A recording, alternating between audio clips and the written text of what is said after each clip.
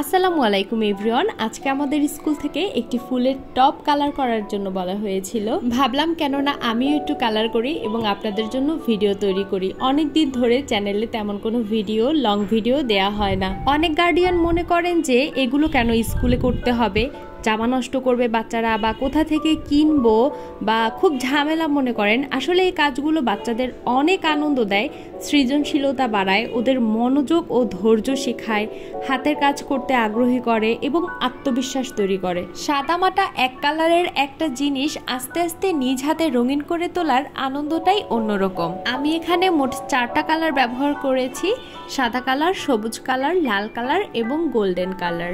ভিডিওর শুরুতেই দেখেছেন ব্রাশে একটু পানি নিয়ে টবের উপরে ব্রাশ করে নিয়েছি। পানিটা শুকিয়ে গেলে সাদা কালার দিয়ে কোট করে নিব এবং সাদা কালারটা শুকিয়ে গেলে পছন্দ মতো কালার করে ডিজাইন করে নিব। আমার মনে হয় মাটির যে কোনো জিনিসে লাল, সাদা, সবুজ মানে গাঢ় কালারগুলো খুব বেশি ভালো লাগে। আপনারা চাইলে আপনাদের পছন্দ মতো কালার করতে পারেন, অথবা আমি যেভাবে কালার করেছি এভাবেও কালার করতে পারেন। ভিডিওর এই পর্যন্ত যারা দেখেছেন তাদের সকলকে অনুরোধ করব আমার চ্যানেলটি সাবস্ক্রাইব করে দেওয়ার জন্য। একটি লাইক দিতে ভুলবেন না এবং আমার ভিডিওটি আপনাদের কাছে কেমন লেগেছে তা অবশ্যই কমেন্ট করে জানাবেন। সকলের সুস্থতা কামনা করছি। আজকের ভিডিওটি এই পর্যন্তই। সবাই আমার জন্য দোয়া করবেন, আর আপনাদের সবার জন্য অনেক অনেক দোয়া আর ভালোবাসা। আল্লাহ হাফেজ।